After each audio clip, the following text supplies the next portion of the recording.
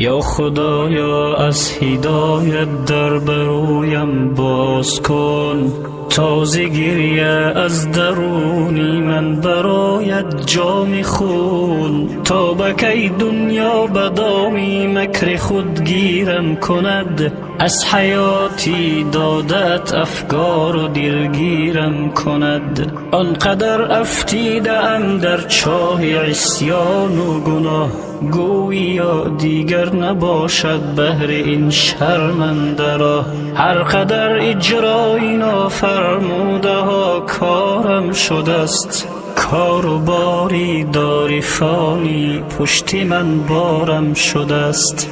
این همه باری گران از دوش من یا رب بگیر، تا نگردم بر فریب و دام شیطانی اسیر. یک نظر سویم بکن بد خود ز من دور می شود، صبح و شامی زندگانی شعله نور می شود.